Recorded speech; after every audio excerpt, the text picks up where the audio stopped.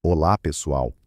Esta noite, vamos mergulhar no fascinante tumulto da mitologia egípcia antiga. Antes de nos instalarmos, que tal dar uma curtida no vídeo e se inscrever, mas apenas se realmente apreciarem o que faço aqui. E não se esqueçam de me contar nos comentários de onde vocês estão assistindo e que horas são por aí. É sempre incrível ver as pessoas se juntando a nós de todos os cantos do mundo. Agora, apaguem as luzes e, quem sabe, liguem um ventilador para criar um som de fundo suave. Vamos nos preparar para a nossa jornada desta noite. Começamos com Ra, o deus do sol egípcio, um verdadeiro exemplo de produtividade incansável. Ra não era apenas uma esfera brilhante no céu, ele era a própria essência do sol.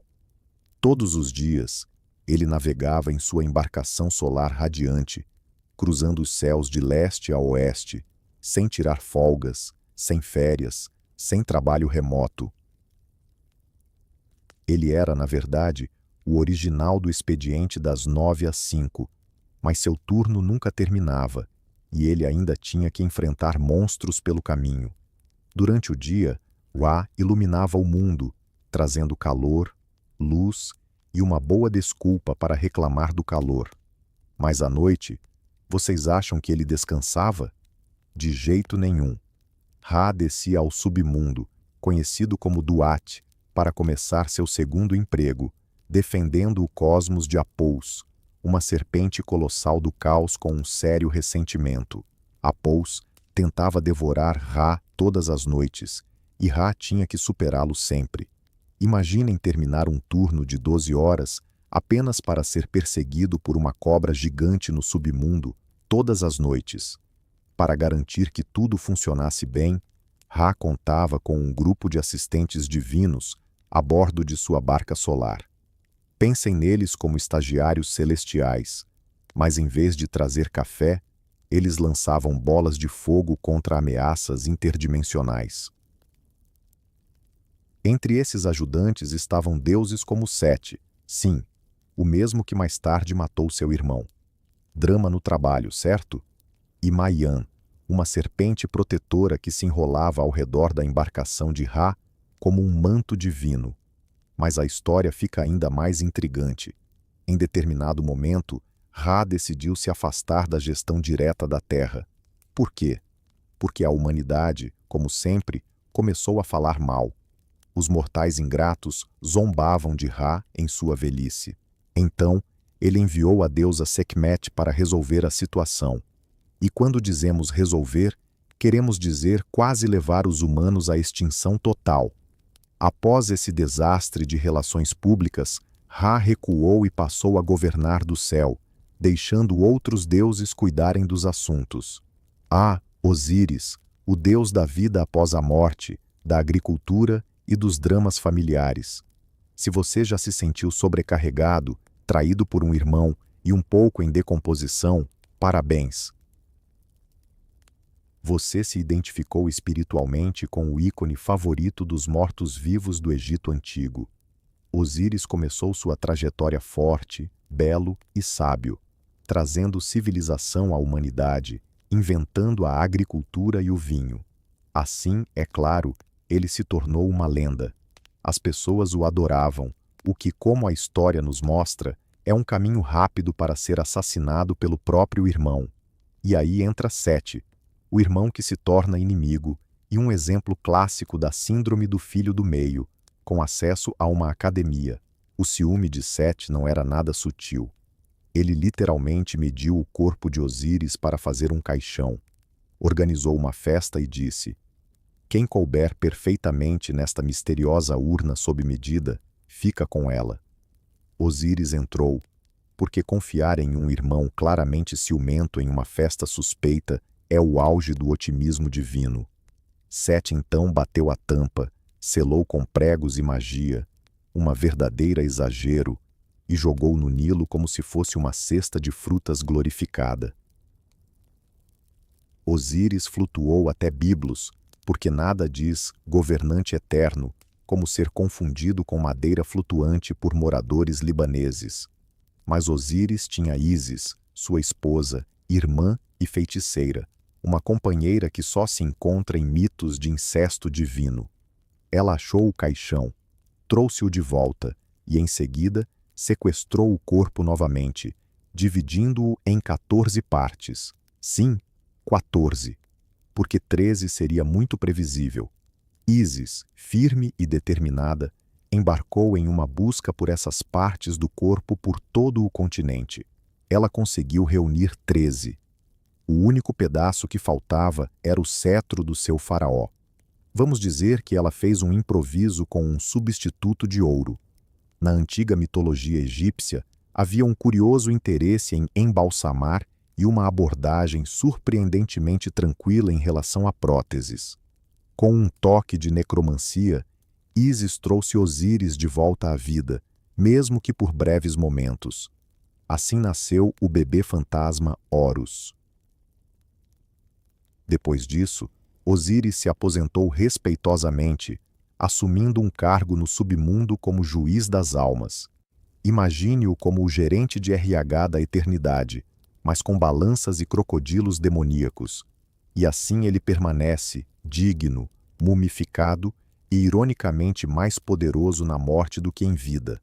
A lição aqui é clara: nunca aceite móveis de seus irmãos. Sempre case com uma bruxa habilidosa. E por vezes, a melhor maneira de governar um reino é fazê-lo do além. Vamos falar sobre Ísis, a deusa que tinha tudo: beleza, sabedoria, poderes mágicos e uma árvore genealógica que se entrelaçava como uma fita de Möbius. Ela era a esposa e irmã de Osíris, o que nos antigos termos egípcios significava que era complicado, mas aceitável. Ísis não era uma deusa qualquer. Ela era a deusa, a multitarefas original, protetora dos faraós, criadora de feitiços de cura, mãe de Horus, necromante, transformista e, por vezes, um turbilhão de luto com cabeça de pássaro. Em essência, ela era a Hermione Granger do Egito Antigo, se Hermione também estivesse interessada em embalsamar e em vinganças estratégicas. Seu feito mais emblemático foi reunir seu marido após Sete tê-lo desmembrado em 14 partes. Ela percorreu o Egito em busca de seus membros como se fosse uma caça ao tesouro divina marcada pelo trauma. Ela conseguiu 13 partes. O 14º, digamos que era a parte crucial que faltava. Então, ela criou um de ouro e o usou para conceber magicamente seu filho. Você pode achar isso esquisito. Os egípcios chamavam de devoção.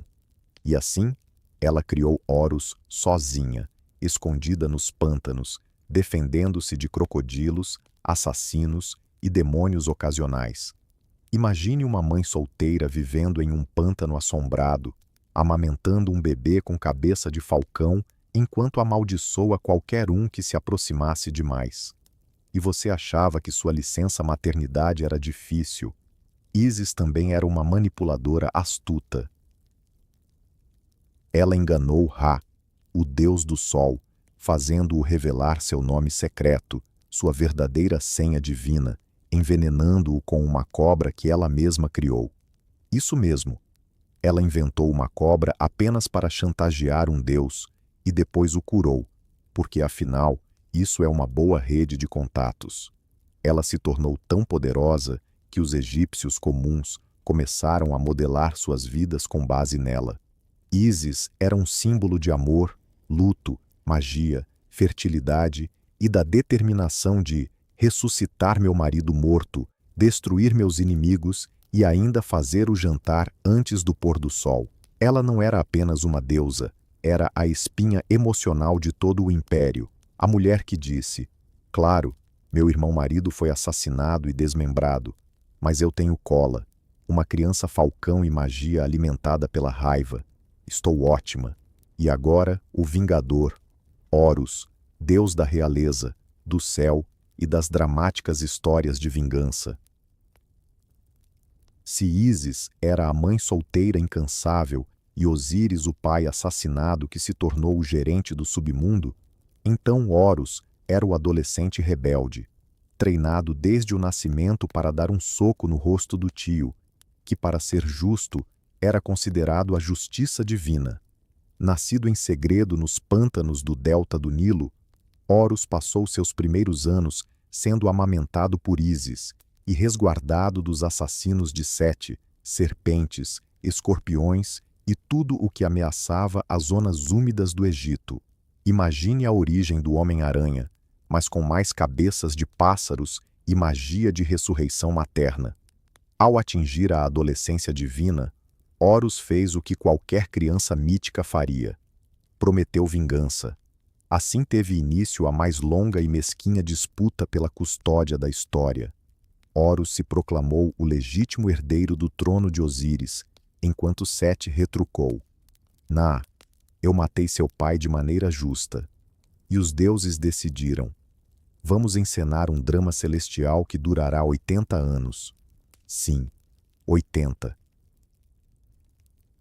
Porque nada simboliza um mito atemporal como a burocracia. Os trâmites incluíram corridas de barcos, joias mágicas, transformações em batalhas e, claro, um episódio infame onde Sete assediou Horus, tentando humilhá-lo com fluidos divinos. A resposta de Horus? Ele pegou isso na mão, jogou em um pântano, e então Ísis prendeu as partes de Sete em alface e devolveu para ele. Você leu certo? Bem-vindo à mitologia antiga. Sem reembolsos. Após uma guerra divina de comédia pastelão que rivalizaria com uma maratona de Looney Tunes, os deuses decidiram a favor de Horus. Ele finalmente reivindicou o trono do Egito, e seu olho perdido foi magicamente restaurado após Sete arrancá-lo em uma briga. Horus tornou-se a personificação do poder faraônico, e aquele olho, o icônico olho de Horus, se tornou um símbolo de proteção, cura e não me perturbe. Minha família foi a pioneira da necromancia. É um dos ícones mais reconhecíveis do Antigo Egito, usado por governantes, soldados e turistas modernos que acham que fica cool em uma tatuagem. Conheça Sete, também conhecido como Seth-Sutek, o deus do caos, desertos, violência, tempestades e o parente problemático em qualquer reunião divina. Se o panteão egípcio tivesse uma ovelha negra, ele seria o padrão e provavelmente colocaria fogo na ovelha por diversão. Nascido da deusa do céu Nut e do deus da terra Geb, Sete chegou ao mundo com desconfiança. Era o esquisito de cabelo vermelho e queixo quadrado, em meio a uma linhagem de superdotados com cabeças de falcão, enquanto seus irmãos personificavam ordem, fertilidade e harmonia cósmica. Sete escolheu as vibrações mais caóticas, especialmente as violentas. Ele governava o deserto, que na mitologia representa tudo o que é horrendo. Tempestades de areia? Sete. Secas? Sete. Instabilidade política estranha que beneficia um egoísta? Definitivamente, Septiembre. Contudo, o que realmente consolidou a fama de Sete foi seu papel digno de Oscar no drama da família divina. Seu irmão Osíris, amado e sábio, estava acidentalmente vivo até que Sete decidiu empurrá-lo para dentro de um caixão e jogá-lo no Nilo. Isso mesmo, no Antigo Egito, sua arma de assassinato poderia ser um caixão luxuoso. Quando Ísis conseguiu recuperar o corpo de Osíris, Sete dobrou a aposta, desmembrando-o em 14 partes e espalhando os pedaços como confete mítico. Sete não apenas cometeu assassinato, ele inventou o pacote de desmembramento Dux. Então surgiu Horus, filho de Osíris, que cresceu com um único objetivo: vingar seu pai. Sete e Horus se enfrentaram por 80 anos, uma rivalidade tão longa que exigiu arbitragem divina, joias mágicas e um escândalo baseado em alface que ainda é muito estranho para ser explicado antes da meia-noite.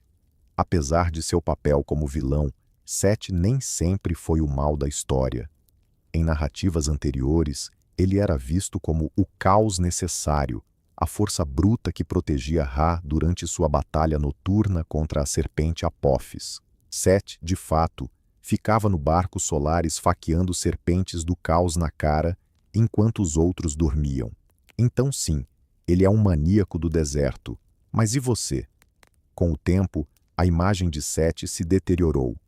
Posteriormente, as dinastias o relegaram de anti-herói mal compreendido a um verdadeiro inimigo do Estado. Os faraós eliminaram seu nome dos templos e seus cultos foram extintos. Até mesmo seu companheiro animal, uma enigmática criatura de focinho longo e orelhas quadradas, desapareceu da natureza, como se não suportasse a má fama. O próximo em nosso passeio pelo panteão é Anubis, o deus da mumificação e da vida após a morte, aquele indivíduo sereno em toda festa que observa em silêncio, avaliando a energia ao seu redor. Com a cabeça de chacal e a postura de um diretor funerário pensativo, Anubis foi o gótico supremo do Egito, muito antes do delineador ser concebido. Ele não apenas passeava por cemitérios, ele os dominava. Enquanto outros deuses se ocupavam com batalhas celestiais e dramas familiares, Anubis estava envolvido em ataduras de linho e óleos sagrados, assegurando que as almas chegassem à vida após a morte sem atravessar um pântano amaldiçoado. Sua origem é um tanto nebulosa, como a de muitos deuses nas complexas genealogias do Egito. Dependendo da versão, ele pode ser filho de Néftis e Osíris, ou de Ra e Bastet, ou até mesmo alguém pode ter deixado acidentalmente um bebê divino na entrada de uma pirâmide. De qualquer forma, ele não permitiu que a falta de uma estrutura familiar o impedisse de se tornar o primeiro embalsamador licenciado do mundo. Quando Osíris foi despedaçado como um prato de sushi mitológico, foi Anubis quem o reconstituiu. Não Ísis, não Horus, mas Anubis. Ele juntou os pedaços, aplicou os óleos, proferiu algumas palavras sagradas e voilá, a primeira múmia. Em resumo, Osíris deve sua segunda vida à antiga habilidade funerária de Anubis. Além disso, Anubis também criou a prática da pesagem do coração. Ao morrer, seu coração era colocado numa balança oposta à pena de Maat, símbolo da verdade e do equilíbrio. Se seu coração fosse mais pesado, repleto de mentiras, culpas ou daquela vez em que você furtou cevada, ele seria devorado por Amit, uma criatura que misturava características de crocodilo, leão e hipopótamo, como se a evolução tivesse se embaralhado. E quem estava ali, observando esse aterrorizante ritual de julgamento com calma? Anubis, impassível, sem piscar, possivelmente desfrutando de um chá metafísico. Apesar de sua imagem assustadora, Anubis não era mau. Ele protegia os túmulos, afastava ladrões e guiava almas com uma competência silenciosa. Honestamente, se estivesse vivo hoje, ele provavelmente seria o proprietário de uma funerária 5 estrelas no Yelp, oferecendo um serviço excepcional, envolvendo a avó no melhor linho. Se o Egito antigo tivesse um orador da turma, esse seria Tot. Imagine um homem com cabeça de ibis, um pássaro conhecido por bisbilhotar em águas rasas. Mas este carrega uma caneta, um pergaminho e uma responsabilidade cósmica capaz de fazer qualquer orientador acadêmico chorar. Tot era o deus da sabedoria, da escrita, da magia, da ciência e da lua. Em resumo, se envolvesse neurônios e precisão celestial, Tot estava à frente. Ele não se metia em pequenas disputas divinas. Ele criava calendários, livros de feitiços e o equivalente metafísico de planilhas do Excel. É creditado a ele a invenção dos hieróglifos, o que significa que ele é a razão pela qual temos milhares de anos de histórias esculpidas em pedra nas formas mais dramáticas. Pense nele como o deus do blogging antigo, exceto que suas postagens levavam meses para serem esculpidas e não podiam ser deletadas quando surgiam dúvidas. E tem mais. Segundo a lenda, Thoth também foi quem criou o tempo. Sim, o tempo. Aquela coisa que você está desperdiçando assistindo a vídeos do YouTube sobre deuses com cabeças de pássaro. Ele desenvolveu o calendário de 365 dias após um desafio com o deus da lua, Khonsu, e acabou ganhando 5 dias adicionais, que usou para permitir que Nut, a deusa do céu, finalmente desse à luz os principais deuses. Portanto, se você nasceu no final de agosto, agradeça as jogadas de dados de Thoth. Ele também exercia o papel de juiz cósmico. No salão das duas verdades, onde seu coração era pesando contra uma pena, Thoth estava lá, anotando tudo com precisão divina, como um estenógrafo sobrenatural. Ele não fazia julgamentos, apenas se certificava de que sua avaliação cósmica no Yelp fosse exata. Apesar de seu perfil intelectual, Thoth também possuía um lado mágico. Ele foi o autor do famoso livro de Thoth, um texto tão poderoso que poderia permitir que você se comunicasse com animais, controlasse os deuses e até conseguisse um latte gratuito no café do submundo. Naturalmente, o livro foi escondido, pois toda a sociedade sabe. Nunca conceda tanto poder a alguém que diz: estou realmente interessado em egiptologia. Se você já teve um gato e pensou, essa criatura se comporta como se soubesse que é uma deusa, parabéns. Você está absolutamente certo. E tudo se liga a Bastet, a adorada deusa felina do Egito, protetora do lar, da fertilidade, da música e da proteção, além de derrubar copos aleatoriamente de altares para chamar atenção. Bastet é frequentemente retratada como uma mulher com cabeça de gato doméstico, exibindo uma expressão tanto serena quanto arrogante. Aquele tipo de olhar que se espera de quem sabe que é venerada e não pretende disfarçar sua grandiosidade. Mas não se deixe enganar pelo suave ronronar e pela graça feminina. Bastet nem sempre foi a gata de colo da divindade. Em sua fase anterior, mais feroz, ela era, na verdade, uma leoa, uma verdadeira máquina de matar ensolarada. Naquela época, era reconhecida por despedaçar inimigos e devorar o caos como se fosse um brinquedo barulhento. Basicamente, a irmã gêmea de Sekhmet, após uma soneca e um banho relaxante. Com o passar do tempo, à medida que as cidades se expandiam e os egípcios começaram a valorizar o lar em vez do massacre e da fúria, a imagem pública de Bastet se suavizou. Suas garras ganharam uma manicure, e a leoa ensanguentada lentamente se transformou em uma elegante gata doméstica. De repente, ela se tornou a protetora dos lares, das mães e de todas as coisas delicadas, desde que você não tocasse sua cauda sem permissão. Sua cidade, Babastes, se tornou um ponto de encontro para os amantes dos gatos. Peregrinos afluíam para lá, não em busca de iluminação espiritual, mas para acariciar felinos. Grafites antigos mostram famílias chegando com caixões em forma de gato para mumificar adequadamente seus companheiros ronronantes, porque nada expressa devoção eterna como enrolar o Sr. Whiskers em linho. Bastet também estava associada à música e à dança, talvez porque qualquer um que já viu um gato tropeçar em uma harpa sabe que é tanto divertido quanto espiritual. Durante seus festivais, as mulheres balançavam sistruns, chocalhos musicais, bebiam bastante e celebravam a alegria, a feminilidade e o fato de que os gatos não se importam com regras. Mas ai de quem ferisse um gato no Antigo Egito. A ira de Bastet era lendária. Matar um gato, mesmo que acidentalmente, muitas vezes resultava em pena de morte. Sim, isso mesmo. Se você tropeçar em seu gato tigrado, na próxima vez que perceber, estará sendo julgado na vida após a morte por Anubis e pela opinião pública.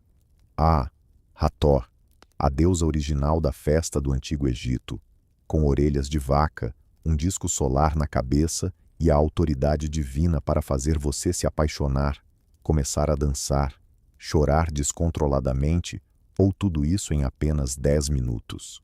Em resumo, ela era a personificação de sua amiga caótica favorita em uma festa de casamento. Hathor era a deusa do amor, da beleza, da música, da dança, da fertilidade, da maternidade e, acima de tudo, da cerveja. Isso mesmo, uma verdadeira deusa da cerveja. Os antigos egípcios eram práticos demais para deixar as coisas sagradas na mão dos mortais. Frequentemente representada como uma mulher deslumbrante com orelhas ou cabeça de vaca, Hathor não se resumia a ser uma típica rainha celestial dos laticínios. Ela também agia como uma mãe protetora do faraó, guiando as almas no além e sendo o tipo de divindade que conseguia fazer até mesmo o pior dos cortes de cabelo parecer sagrado. Mas não se deixe enganar, Hathor tinha um passado. Ela já foi uma força aterradora de vingança sob o nome de Sekhmet, a deusa leoa que quase extinguiu a humanidade após Ra ficar um pouco irritado. Uma reação exagerada, não acha? Felizmente, os deuses tinham um plano infalível: fazer com que ela bebesse. Ra a convenceu a consumir 7.000 jarros de cerveja tingida de vermelho, fazendo-a acreditar que era sangue. Sekhmet bebeu tanto que entrou em um estado divino de embriaguez, desmaiou e despertou como a muito mais gentil e carinhosa Hathor. Isso mesmo, a teologia egípcia antiga tinha até um tipo de redenção para ressacas. Como Hathor, ela liderava festivais animados, como o Festival da Embriaguez, que era exatamente o que o nome sugere: música, dança, vinho, escolhas questionáveis e todos fingindo que era algo religioso. Imagine um Coachella, mas patrocinado por templos.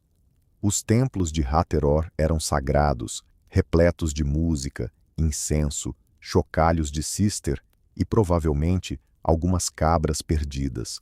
Os fiéis a procuravam em busca de bênçãos para a fertilidade, interpretação de sonhos, ou até mesmo para desabafar após serem ignorados por um escriba. No além, dizia-se que Hathor recebia os mortos com leite, música e uma energia reconfortante, como a de uma tia favorita, se essa tia usasse ouro e manifestasse a pura feminilidade cósmica. Conheça Sekhmet, a deusa leão da guerra, da praga, da vingança e de alguma forma da cura, que acordava todas as manhãs decidindo pela violência. Ela não era apenas feroz, era como um botão do apocalipse egípcio que Ra podia acionar sempre que a humanidade se tornava atrevida demais. Tudo começou quando os humanos, como de costume, começaram a zombar de Ra em sua velhice. Sim, o Deus Sol Todo-Poderoso que mantinha a existência, a audácia. Sentindo-se um pouco sensível e talvez sem seu café da manhã, Ra decidiu que um aviso gentil não bastaria.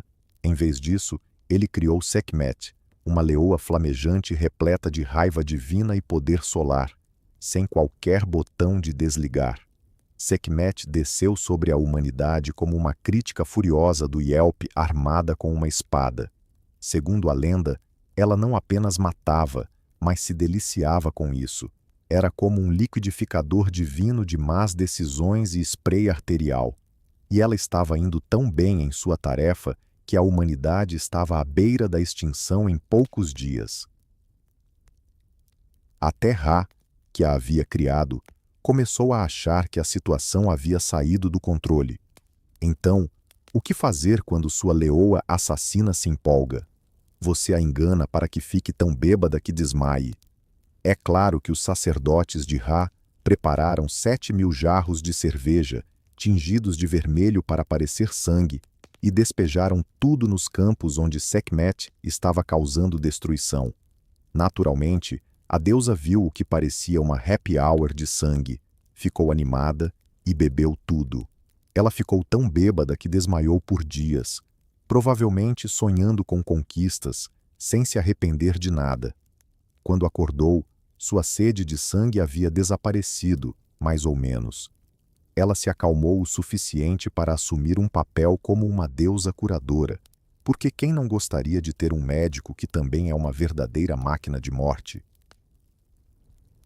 Os templos dedicados à semente estavam repletos de estátuas com cabeças de leão, feitiços encantados e a esperança de que ela continuasse a seguir seu tratamento.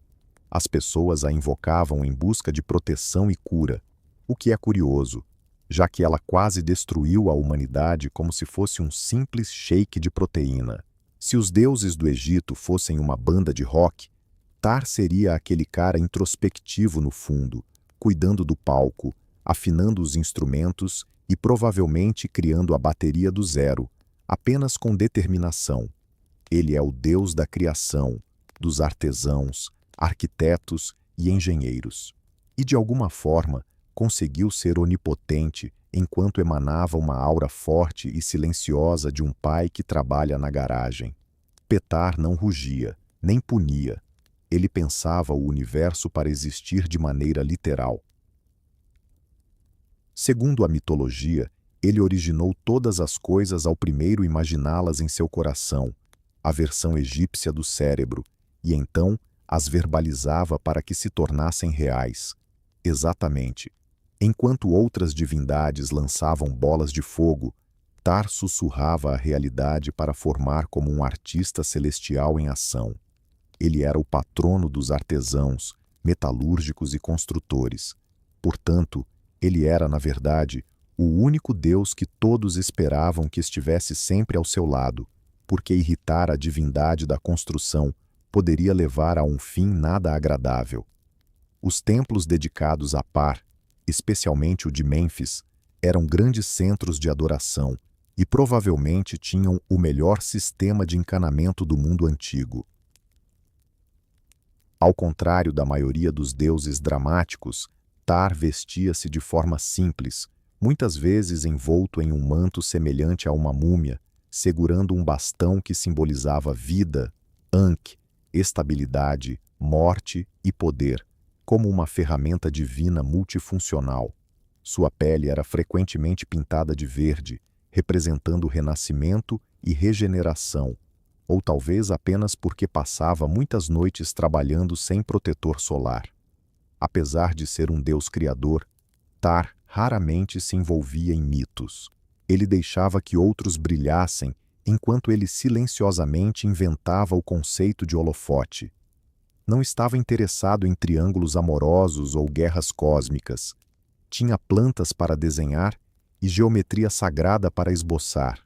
Em suma, ele era um deus para aqueles que organizam suas prateleiras de especiarias em ordem alfabética e montam móveis sem precisar xingar a IKEA. Até os deuses o admiravam. Quando grandes reescritas teológicas ocorriam no Egito, Patar sempre era incluído. Ele era valioso demais para ser ignorado.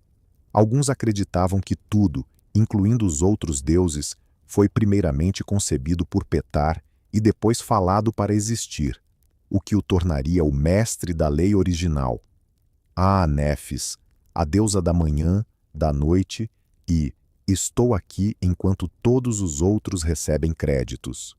Se a mitologia egípcia fosse uma novela, Nefis seria a figura que aparece em todos os episódios, resolve os problemas de todos e nunca é convidada para a festa de encerramento.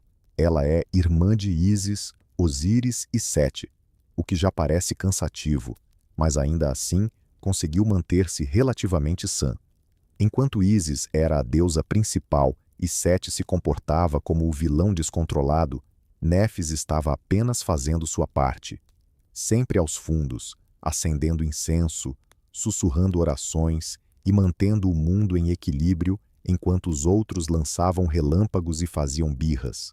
Sua função principal era proteger os mortos. Nefos estava presente em todos os rituais funerários importantes, ao lado de Ísis, lamentando os falecidos, cantando hinos fúnebres e segurando as mãos enquanto os antigos egípcios transitavam para o além. Se Osíris era o soberano do submundo, Néftis ocupava o papel de diretora funerária, sempre com um bloco de anotações e uma voz tranquilizadora. Mesmo com todas essas responsabilidades, ela frequentemente ficava à sombra. Seu mito mais conhecido envolve um disfarce de Ísis para se encontrar com Osíris, uma história que encapsula a estranheza da mitologia e revela um lado dela que diz: "Serei quem você desejar, se assim for." Dessa estranha união nasceu Anubis, o deus chacal da mumificação, provando que uma árvore genealógica complicada pode surgir de necromancia acidental e confusões de identidade. Néftis não era uma guerreira, não buscava fama. Em vez disso, era a deusa do lamento, sempre ao lado de um túmulo, expressando sua dor, mesmo que mal conhecesse o falecido. Ela se assemelhava ao irmão mais maduro em um dia de ação de graças conturbado, tomando vinho em silêncio enquanto outros brigavam sobre a sucessão divina. Seus adoradores a viam como uma protetora, uma força gentil, mas firme, que guiava almas perdidas e consolar os enlutados. Ela era a luz da lua, em contraste com a radiante Ísis, a sombra que amenizava todo aquele drama excessivo. Embora raramente tivesse templos dedicados, seu nome era murmurando em cada ritual sagrado que envolvesse morte, renascimento e a versão cósmica da terapia. Se o panteão egípcio tivesse um adolescente melancólico com um skate cósmico, esse seria Khonsu. Conhecido como o deus da lua, do tempo, da cura e ocasionalmente do caos vingativo, Khonsu tem uma vibração que muda drasticamente dependendo da época. Em sua forma mais elogiosa, ele é um curador lunar, emitindo uma luz suave no céu noturno e marcando o tempo com cada fase da lua.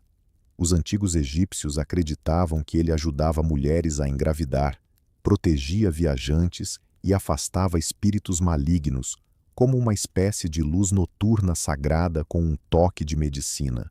Mas não se deixe enganar por sua suave luminosidade. Khonsu tinha um temperamento.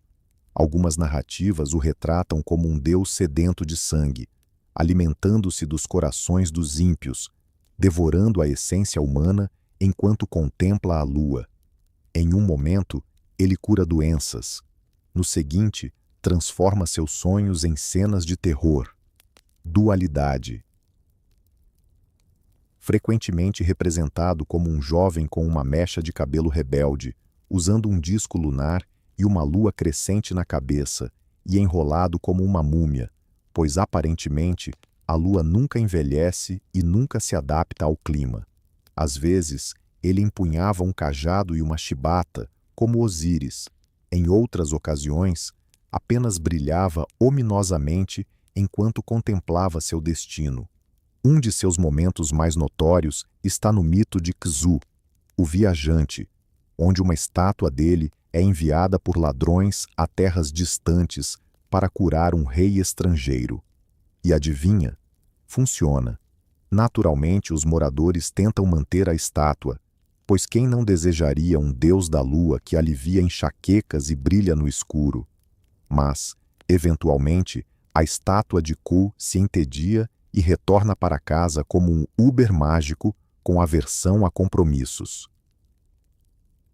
Faraós e plebeus invocavam Khonsu em busca de cura, fertilidade e proteção, mas provavelmente o faziam com um olho aberto, pois nunca se sabia qual versão dele estava se manifestando: o médico divino ou o serial killer astral.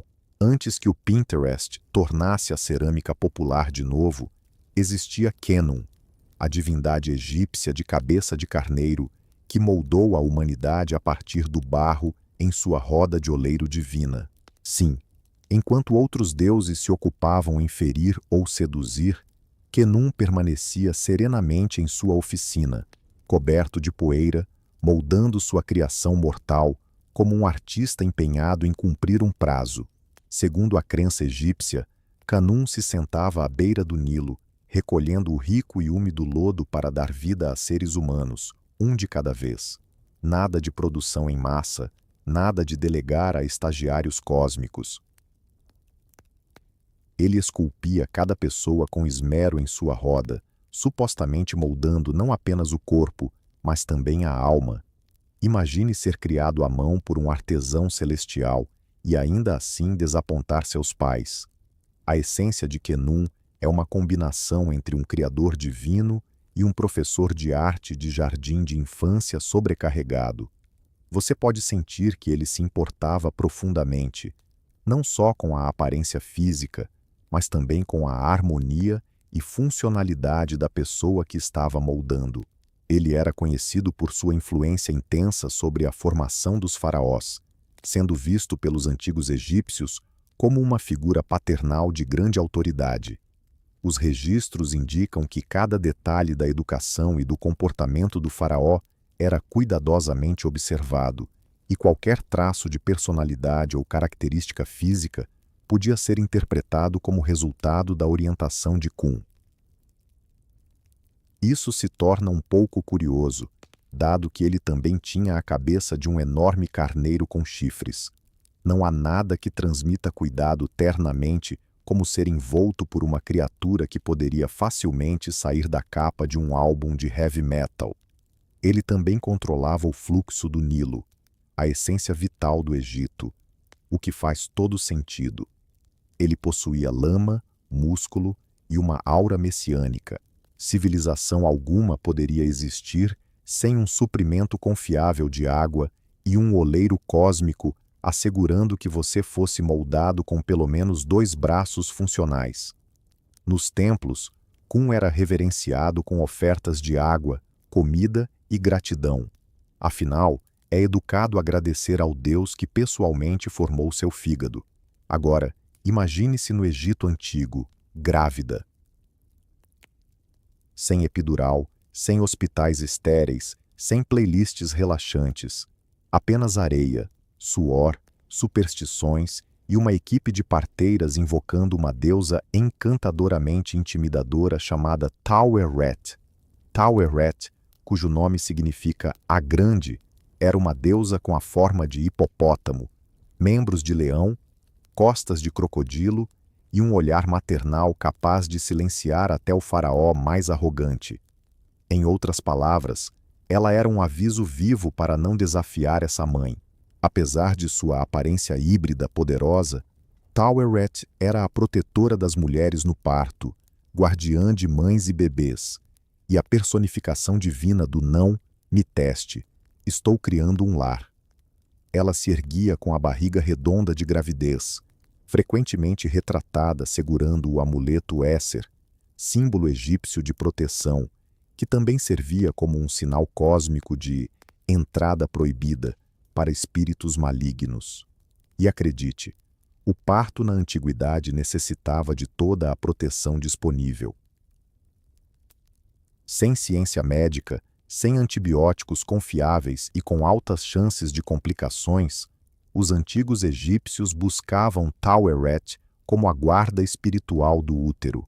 As pessoas colocavam sua imagem em amuletos, travesseiros, postes de cama e até canecas, tornando-a basicamente a versão antiga de colocar adesivos de mamãe urso em seu SUV.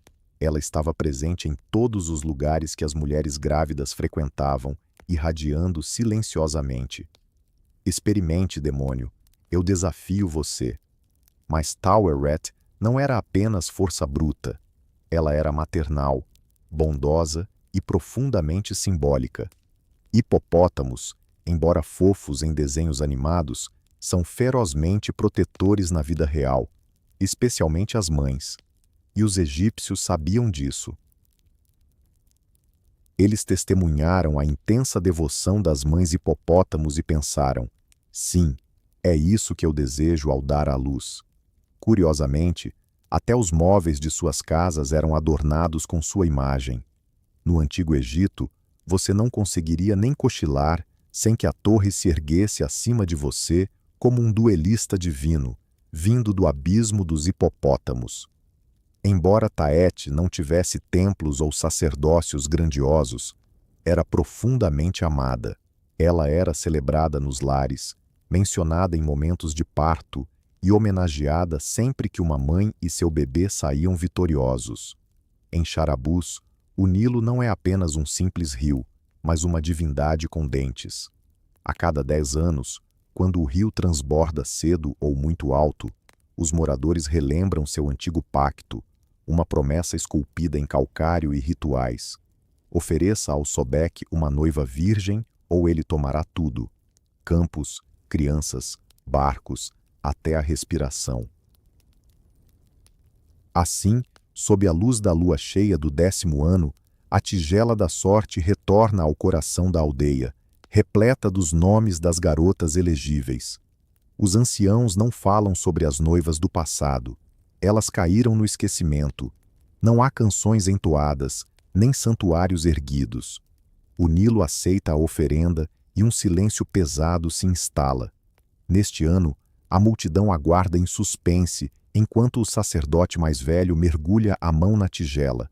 Ele retira uma tira de papiro, sua mão trêmula. Antes que possa decifrá-la, uma voz ressoa entre a multidão. Eu irei. É Leote, uma jovem de 16 anos, órfã, nascida no último ano de oferenda. Ninguém esperava que seu nome fosse sorteado, e, na verdade, nem mesmo estava na lista. Sem família para perdê-la, sem linhagem que a protegesse, mas ninguém previu que ela se apresentaria antes mesmo do nome ser anunciado. Eu me ofereço, ela repete com firmeza na voz. Suspiros se espalham pela aldeia. O sacerdote a observa, perplexo. Menina, os deuses não escolheram. Eles escolheram, ela responde interrompendo-o. Sempre levam uma garota. Melhor que seja uma que vá com vontade. Alguns a consideram corajosa, outros louca, mas ninguém a detém. Ao amanhecer, vestem-na com linho branco e a coroam com lótus. Uma procissão avança em direção à margem do rio, solene e lenta. A água brilha como ouro sob o sol nascente, mas não há canções. Leote adentra o Nilo sem olhar para trás. A corrente puxa seu vestido. Crocodilos se aproximam, mandíbulas abertas, talvez em reverência ou expectativa. A multidão estremece. Em algum lugar, uma mãe chora, e então ela desaparece. Sem gritos, sem agitações, a água se fecha sobre ela como um segredo. Os aldeões se afastam, aliviados, acreditando que alimentaram a fera por mais uma década. No entanto, sob a superfície, algo novo começa. Leote não está morta. Ela desce. Não há mais superfície. Sem céu, sem ar, sem som. Leote mergulha em um silêncio tão denso que parece pressionar sua pele como um manto. Mas ela não se afoga. O Nilo a envolve em braços líquidos, refrescantes, mas não cruéis. Seu vestido de linho flutua ao seu redor como pétalas. Quanto mais profundo vai, mais morna a água se torna, não fervendo, mas acolhedora, viva. Ela espera pela morte, pelos dentes, pelo rasgar da carne. Em vez disso, ela é guiada. Com os olhos abertos, vê sombras se movendo ao seu lado, longas e lentas. Crocodilos, uma dúzia, 2 dúzias. Eles deslizam com propósito, formando uma procissão ao seu redor, como sacerdotes acompanhando uma rainha.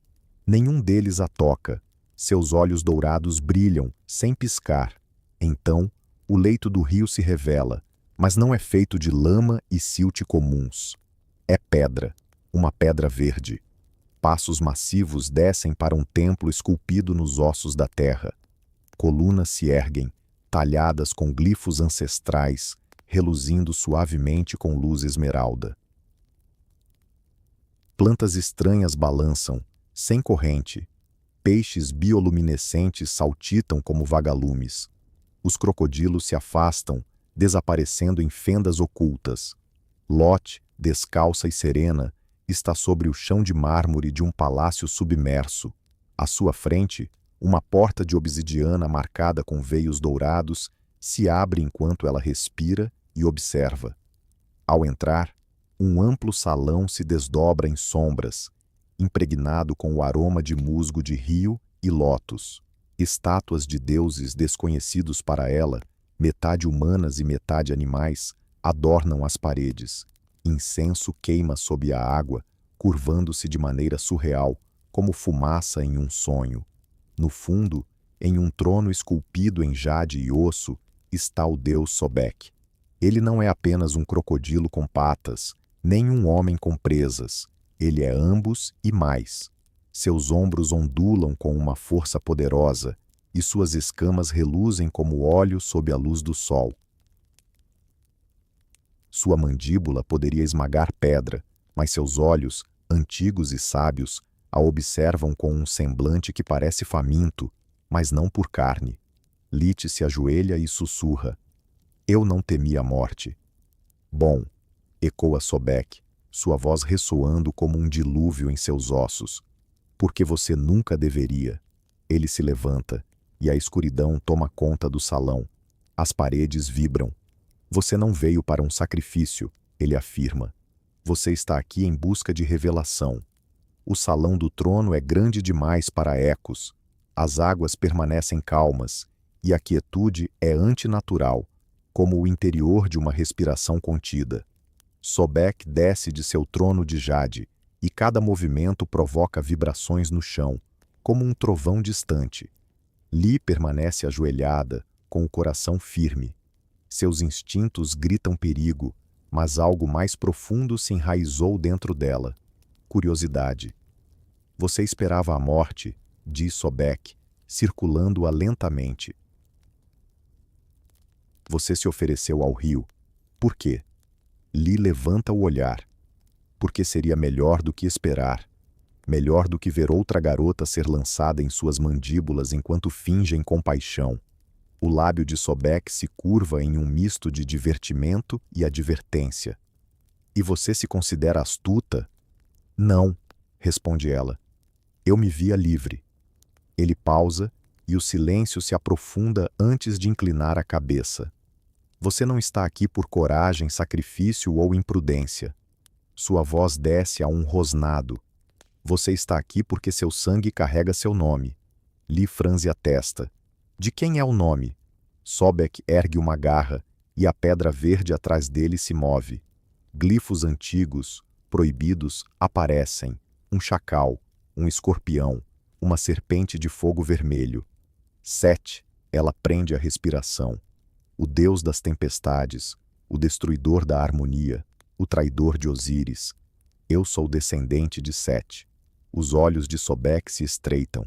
Você é seu eco, sua cinza, sua semente. O trono atrás dele se rompe ligeiramente. Por 1000 anos, o Nilo manteve o equilíbrio, a ordem, o sacrifício. Mas o deserto se levanta novamente. O céu se fratura. Os deuses se agitam. A guerra se aproxima. Li tenta se levantar, mas a água engrossa, puxando suas pernas como um mel viscosa. E você, diz Sobek, não é presa. Você é um noivado. Para você? Para o que vem a seguir. Ele responde, você é a dobradiça, a chave, a ponte entre a tempestade e a inundação. Li agora está totalmente em pé, e sua voz não vacila. Não vim para ser noiva de ninguém. Você veio para acabar com algo, Sobek contra-argumenta. Você apenas ainda não sabe o que é. Ele estende sua mão escamosa. Venha, Leote. Deixe-me mostrar o que está sob o Nilo e o que os deuses esqueceram de lhe contar. O palácio não foi construído. Ele cresceu, enraizado no lodo de séculos esquecidos. Suas paredes estão vivas, cobertas de musgo e fungos brilhantes que pulsavam ao ritmo de tambores distantes. Colunas erguiam-se como troncos de árvores antigas, suas esculturas mudando quando Leete desvia o olhar. Olhos de crocodilo a observavam de cada canto, algumas superfícies feitas de pedra, outras não. Os servos não eram humanos, eram sombras escamosas, figuras silenciosas e deslizantes que percorriam corredores inundados como se fossem moldadas pela correnteza. Nunca a tocavam, mas ela sentia sua presença como água retida nos pulmões por um longo tempo. Os dias se sucediam, se é que o tempo podia ser medido naquele lugar. Leote não estava presa, nem acorrentada. Ela vagava livremente, embora o palácio parecesse interminável. Alimentava-se de frutas que brotavam das paredes e bebia de poças que reluziam como óleo. O sono chegava, mas os sonhos a perseguiam, repletos de iguarias em chamas e rios de cor vermelha. Às vezes, despertava com água na boca, e o sabor era de sangue. Pergaminhos flutuavam em vitrines de vidro, antigos demais para serem manuseados por mãos humanas. Armas de ouro e obsidiana pendiam em nichos esculpidos nas paredes, zumbindo suavemente à medida que ela passava. Uma sala exibia um mapa, não de terras, mas das correntes de linhas de força sob o Nilo. Ela traçou uma linha cintilante que levava diretamente à sua aldeia e seguia pelo deserto. Símbolos se espalhavam por todo o palácio. A espiral vermelha de Sete, o olho com a pupila fendida, o rosto de uma mulher partido ao meio, de onde chacais emergiam. Aquilo não era um templo, era um quartel, um palácio de guerra, um terreno de preparação para algo que ainda não havia acontecido, mas que estava prestes a ocorrer. Em uma vasta câmara, que ela veio a chamar de coração, grandes estátuas de deuses estavam em ruínas. Osíris com o rosto quebrado, Horus decapitado. Apenas a estátua de Sobek permanecia intacta, enrolada e paciente, reluzindo em verde. Ele a observava enquanto seu coração disparava. Ela não estava destinada a ser uma noiva no sentido tradicional. Sua união não era física, mas de propósito. Ela fora escolhida não por sua beleza ou inocência, mas porque sua linhagem carregava a marca de Sete, e o sangue naquele palácio não era para sacrifício, mas para ativação. Leote começou a sentir isso em suas veias. Um zumbido como o pulsar de tambores ressoava sob sua pele. Não era dor, nem doença, mas algo mais profundo, algo ancestral. O palácio não apenas a acolhia, ele a reconhecia. Salas se abriam ao seu toque, portas pareciam respirar em sua presença. Símbolos antes adormecidos começaram a brilhar enquanto ela passava. A pedra a conhecia. Ela deixou de sonhar com afogamento e agora sonhava com tempestades, ventos vermelhos sobre desertos fissurados, abutres sobrevoando um trono quebrado, crocodilos marchando sobre duas patas. No salão dos ecos, encontrou uma poça que não era de água, mas de sangue, espesso e movendo-se lentamente, refletivo. Curvou-se uma vez, ansiosa para ver seu próprio rosto. Em vez disso, viu uma mulher com seus olhos, mas coroada de ferro e fogo do deserto, segurando uma serpente em cada mão. Ela retrocedeu, e a imagem desapareceu. Em outro lugar, um santuário a Sete estava meio enterrado em coral e osso. Outros deuses não tinham templos ali, nem eram adorados, mas ele tinha. Impressões de mãos em óxido de ferro mancharam as paredes de pedra, algumas ainda frescas, e ela começou a entender. Este não era o domínio de Sobek por regra, mas por aliança.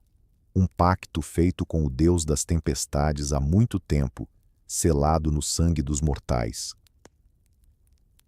Sobek governava o Nilo, Set governava o deserto.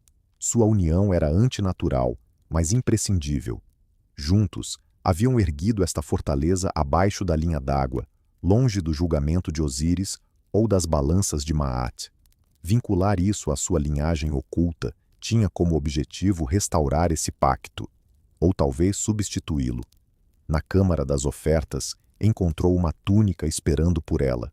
Não era branca como o linho que ela usara no rio, mas sim de um verde profundo salpicado de carmesim, adornada com escamas de crocodilo e símbolos de desordem. A peça reluzia sob a luz suave das chamas bioluminescentes, emitindo um zumbido delicado, à medida que ela se aproximava. Não a vestiu naquele momento. Ainda não. Permaneceu por um longo tempo, contemplando-a, refletindo sobre seu significado e o que estava se transformando.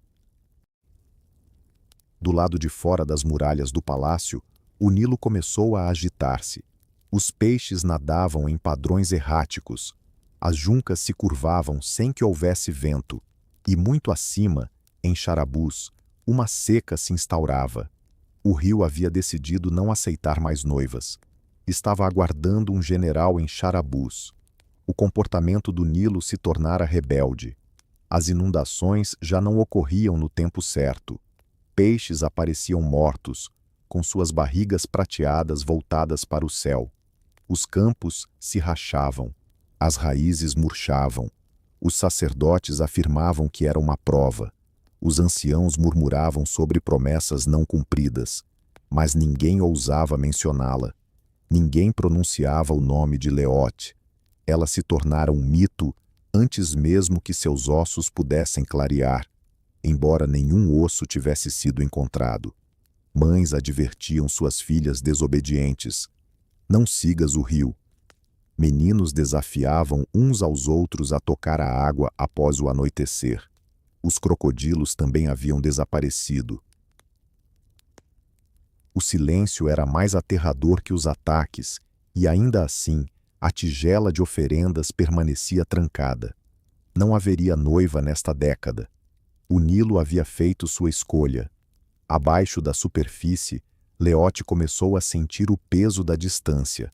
O palácio continuava inalterado, seus corredores verdes tão intermináveis como sempre. Mas algo acima a chamava, uma pressão, um pulsar, como se o próprio rio tentasse mudar de curso. A túnica ainda esperava, ainda cantava, e agora os tambores tinham começado. Das câmaras mais profundas do palácio, aquelas que não eram destinadas a mortais, emergia um zumbido monótono e rítmico. Ele fazia os mosaicos das paredes vibrarem. Os glifos ao longo dos pilares choravam resina vermelha. Nas piscinas refletoras, ela já não via sua imagem, apenas fogo, dentes de crocodilo e um céu sufocado por poeira. Ela se aventurou mais fundo do que antes. Em uma câmara selada, atrás de um portão que lembrava a mandíbula de um crocodilo, descobriu a sala de guerra. Mapas de reinos que já não existiam mais. Estátuas de deuses cujos nomes estavam apagados. Lanças de obsidiana, dobradas como garras. E no centro, um sarcófago feito não de pedra, mas de osso. Estava vazio. Ao lado, um altar sustentava um único objeto. Uma adaga de vidro de rio, translúcida, afiada, vibrando com algo que tinha gosto de relâmpago. Ela ainda não a tocara. Aquela noite, o sono não veio. Em vez disso, subiu a escada verde que levava ao ponto mais alto do palácio, uma cúpula logo abaixo da superfície. Lá, através do véu da água, avistou a lua e se recordou, não de sua própria vida, mas de outras, de um homem com olhos flamejantes e uma coroa de serpente, um céu manchado por guerras. A areia se tornava vermelha, Sobek de joelhos diante de Sete, e ao lado, uma mulher vestida de verde e vermelho. A lua acima do Nilo piscava por trás das nuvens, mas sob as águas brilhava como um farol através da cúpula do palácio. Li olhava para cima a partir da superfície do rio. Sua respiração estava tranquila, embora seu coração começasse a acelerar. Algo em seu sangue estava mudando. O palácio parecia reagir. As paredes tremiam. As luzes piscavam. Glifos outrora dormentes começavam a brilhar com uma suave luz vermelha. A túnica em sua câmara não esperava mais. Ela chamava. As mangas flutuavam na água parada como se impacientes. Leote não resistiu.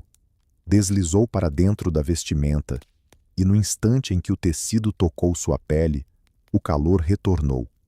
Mas não era do tecido. Vinha de dentro dela. Suas veias brilhavam como linhas de rio em um mapa. Não era dor, Nem êxtase, era um reconhecimento. Agora, ela caminhava pelos corredores de uma maneira diferente. O palácio se inclinou diante dela. As portas se abriram antes mesmo que suas mãos as tocassem. Os sentinelas crocodilos de Sobek se fundiram nas sombras ao passar. Ela não sentiu temor, apenas um forte propósito. Dirigiu-se à sala de guerra, onde a adaga de vidro do rio pulsava, reluzente como uma tocha. Ao pegá-la, percebeu que não tinha peso algum. Atrás dela, um altar iluminou um círculo de símbolos. 7 espiral, dente de Sobek, uma coroa fraturada, um caminho que ia do deserto à inundação. Sua mão moveu-se de forma instintiva. Ela pressionou a adaga contra a palma, mas não houve sangue. Em vez disso, uma gota de luz surgiu, vermelha, mas brilhando como o alvorecer. O altar a recebeu. A pedra se mexeu, revelando uma câmara secreta atrás do altar, seca e sem ar. Dentro havia pergaminhos, ossos, máscaras e um espelho não feito de prata, mas de obsidiana polida que refletia não o rosto, mas a essência. Leote viu-se coroada com escamas de crocodilo e vestes na cor da tempestade. Ao redor de seus pés, a areia se transformou em lama. Em suas mãos, fogo e inundação. Não apenas um, mas ambos. A filha de Sete, noiva de Sobek, quebradora de equilíbrios. Do lado de fora, nas águas do Nilo, os crocodilos começaram a se agitar. Não por fome, mas em formação. Nadar rio acima em uma coordenação peculiar, suas caudas esculpindo profecias no lodo. O momento do sacrifício havia passado. Um novo papel despertava. Leote não era mais a jovem que caminhava em direção ao rio de livre vontade. Ela estava se tornando aquilo que os deuses mais temiam, uma mortal com memórias demais. O palácio já não permanecia em silêncio. As paredes, antes paradas, pulsavam com luz verde e vermelha. As esmeraldas de Sobek agora brilhavam em carmesim. As duas correntes, antes separadas, agora se entrelaçavam. O chão ondulava sob seus pés descalços. O ar vibrava, não com eletricidade, mas com profecia. Em algum lugar profundo sob as pedras, tambores ecoavam, não em celebração, mas como um chamado militar. Desde que ela vestiu a túnica e a adaga, essa presença não era sentida. Agora, ele observava de longe, como se aguardasse para ver o que ela faria sem direção. Ela compreendeu. Ele não era mais seu captor, nem seu mestre. Eram parceiros agora, ou rivais, ou algo antigo e indefinido entre os dois. Os sentinelas crocodilos, antes guardas, agora se moviam sob seu comando. Seguiam-na pelo palácio como soldados prontos para receber ordens. Seus olhos não brilhavam mais com fome, mas com reconhecimento. Em uma câmara, Leote encontrou um pergaminho selado com cera de carne. Ao quebrá-lo, leu sobre um tempo anterior às dinastias, antes das pirâmides, quando os deuses não governavam de templos, mas de túmulos, e alianças eram forjadas não em tinta, mas em sangue. Assim, Sete uma vez estivera lado a lado contra deuses superiores. Por um tempo, seu domínio se estendeu da seca à inundação, mas o caos, mesmo unido, sempre se desfazia. Sete caiu. Sobek recuou. O palácio foi enterrado, o pacto esquecido até ela. O pergaminho não esclareceu o porquê agora, mas falava de sinais, presságios nas águas do rio, ecos na linhagem sanguínea. Uma garota nascida em um ano de oferenda, uma criança cujo sangue se recusava a ser vermelho. As mãos de Leote tremiam enquanto dobrava o pergaminho. Nunca se tratou de sua beleza, nem de inocência. Ela não foi escolhida para apaziguar. Foi convocada para ascender. Fora das paredes do palácio, fissuras começaram a aparecer no leito do Nilo. Ossos antigos se agitaram na lama. Flores de lótus tornaram-se negras. Peixes nadaram em círculos, depois morreram. E longe, em cidades que haviam esquecido os antigos deuses, sonhos de crocodilos começaram a assombrar o sono de sacerdotes e estudiosos. A inundação ainda não havia se iniciado, mas o rio já estava preparado, assim como ela. Em Charabus, o Nilo se tornara um desconhecido. Onde antes dançava entre os juncos e cantava através dos canais, agora permanecia em silêncio. As crianças deixaram de brincar às suas margens. Os agricultores perderam a fé nele. A terra se rachava como pele envelhecida e o céu oferecia apenas poeira. Os aldeões realizavam rituais, oferecendo figos, moedas, leite e até mesmo uma jovem. Mas o rio permanecia imóvel. Ele já havia levado sua noiva, que não lhes pertencia mais. Longe, sob seus pés, Leote se movia pelo palácio da guerra com olhos que não eram mais de uma menina. Seu olhar estava determinado, e seus passos eram guiados por correntes invisíveis. Com a túnica sobre os ombros e a adaga de vidro na cintura, ela não se sentia mais como uma intrusa. Era uma governante em espera. Sobek finalmente reapareceu, não com fúria, mas com formalidade. Ele se posicionou ao lado dela no salão das águas, de braços cruzados e mandíbula inexpressiva. Sem trocar palavras, caminharam juntos por abóbadas inundadas, passando por altares vazios, até chegarem ao Volte dos Dentes. Ali, um exército aguardava, não de homens, nem de crocodilos, embora muitos estivessem presentes.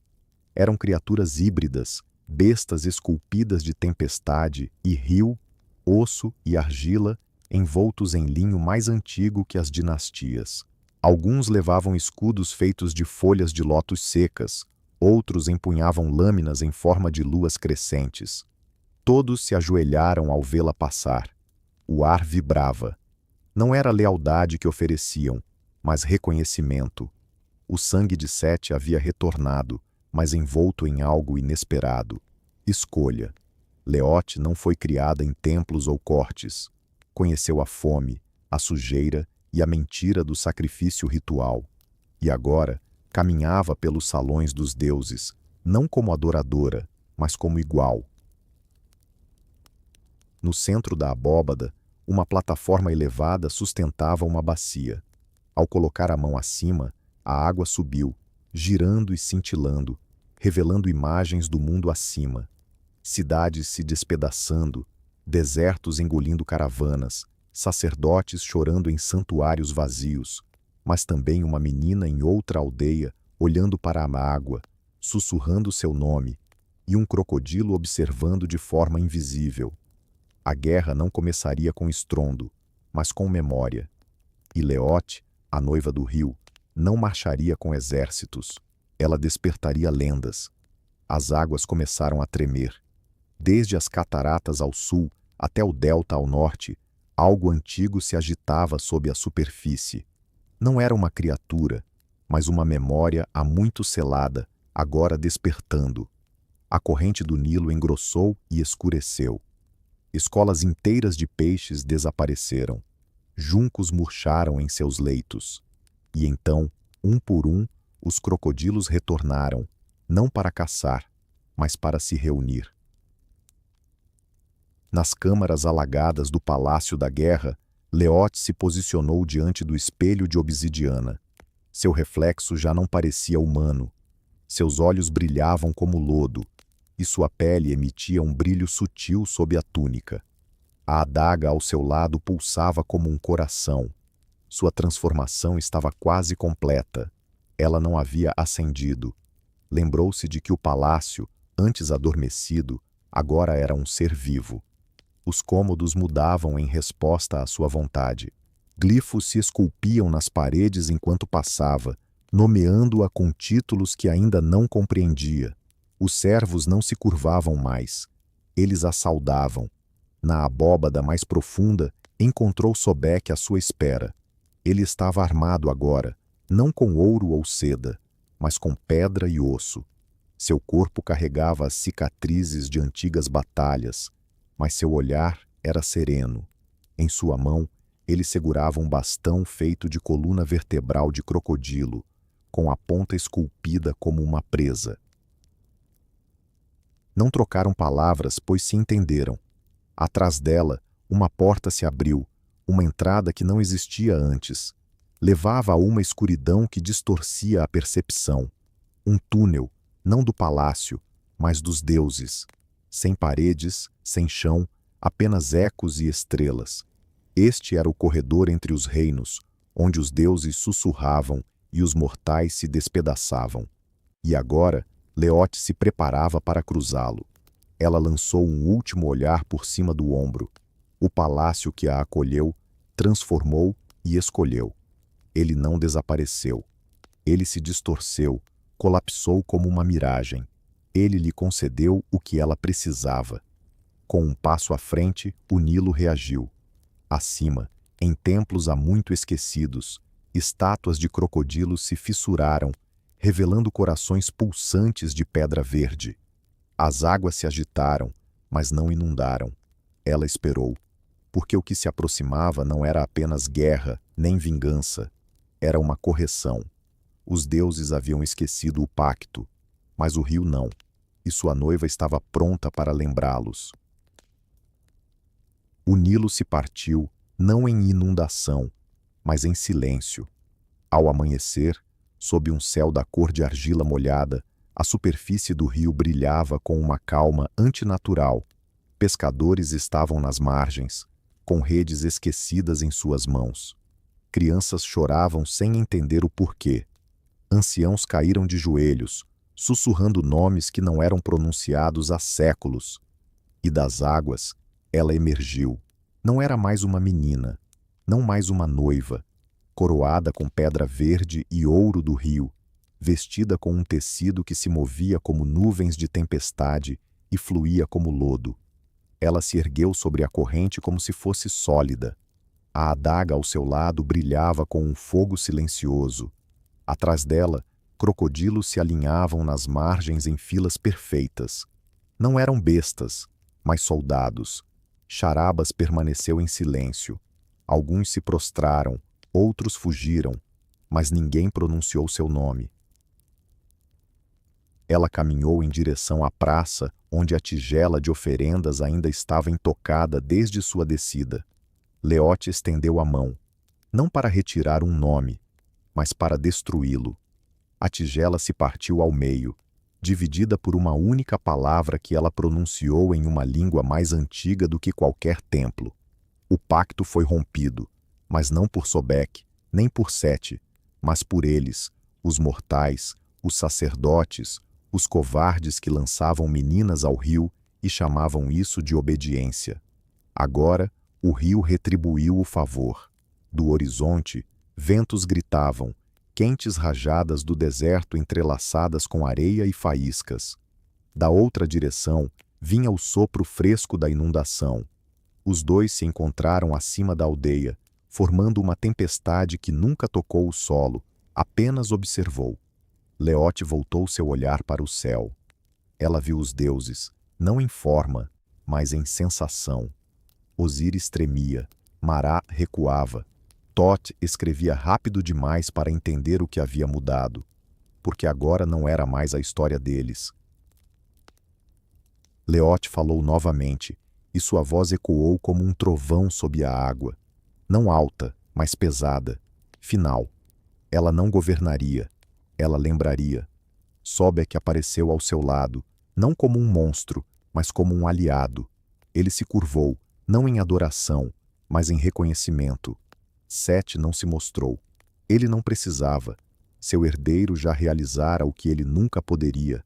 Aplacou a guerra sem batalha, restaurou o medo sem sangue, equilibrou o caos com escolha.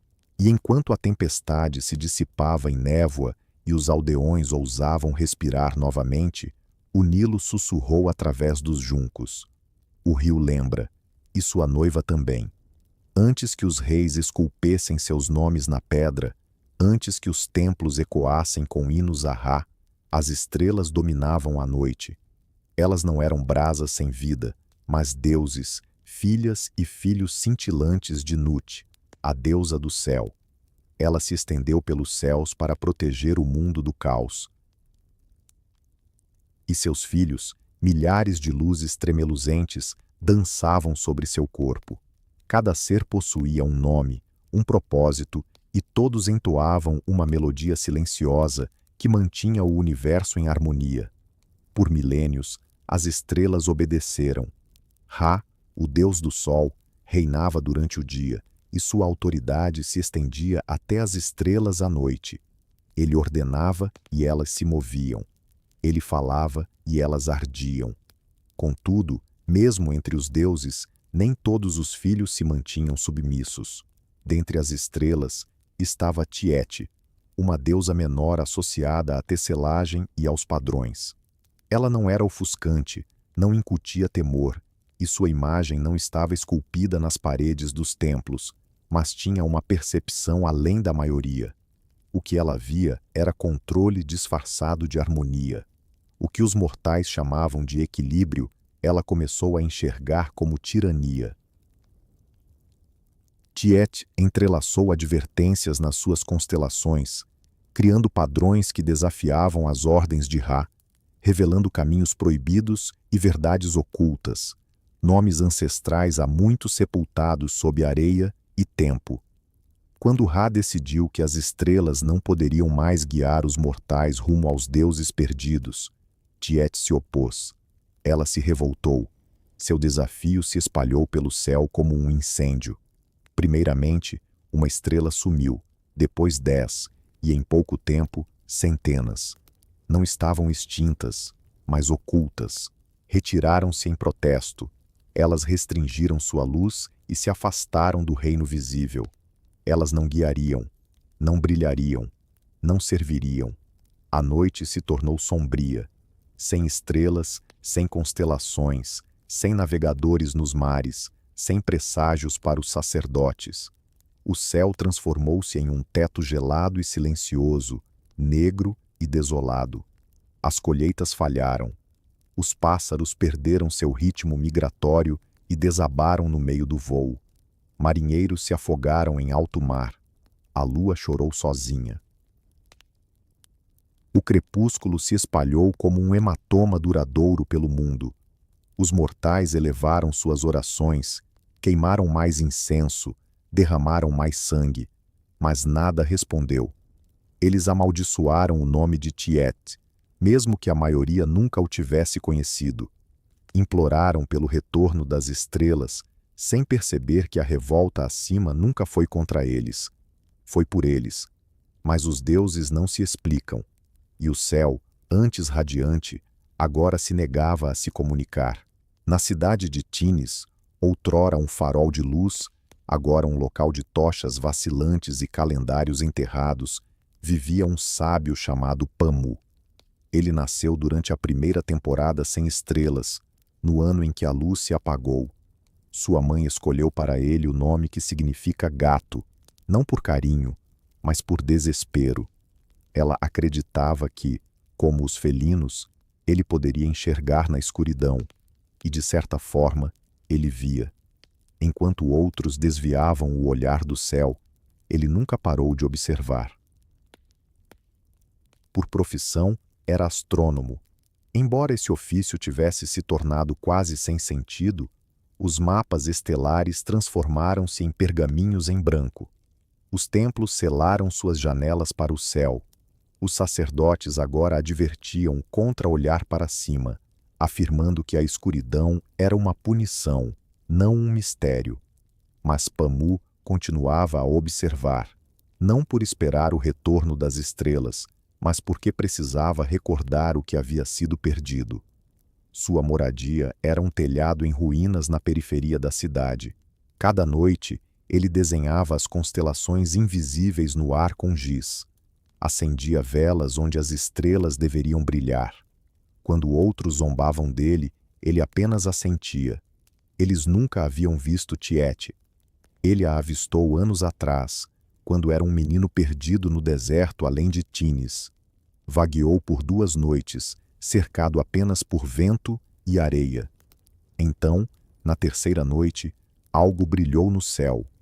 Um único fio de luz prateada serpenteava na escuridão como uma mecha de cabelo. Era Tiet. Uma presença feminina e acolhedora tomou conta do ar, não ofuscante como o filho de Ra, mas suave, atenta e cheia de compaixão.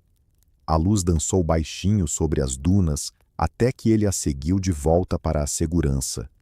Ninguém acreditou nele. Disseram que tudo não passava de uma imaginação, mas ele se lembrava. Agora, o mundo clamava por aquela luz. A seca antecipou sua chegada. Os animais migraram em círculos e a loucura se espalhou às margens das minas. A esperança se extinguiu. Em uma noite, enquanto Permux se sentava desenhando o contorno de Orion no teto de sua câmara danificada, ele sentiu um puxão, não do céu, mas de algo interno. Um sussurro de movimento, não de som. Algo se agitou na escuridão acima, como se o observasse. E ao adormecer, sua mente não se perdeu na escuridão, mas se iluminou com um fio, entregue a ele por uma mulher feita da luz das estrelas. Permux despertou antes do amanhecer, mesmo que a palavra já não tivesse mais sentido. O céu permanecia sempre cinza, como cinzas molhadas esticadas sobre o horizonte. Ele não sonhava havia anos, não de verdade, mas desta vez a visão estava clara em sua memória. Um fio, envolto em luz, sendo colocado em sua mão.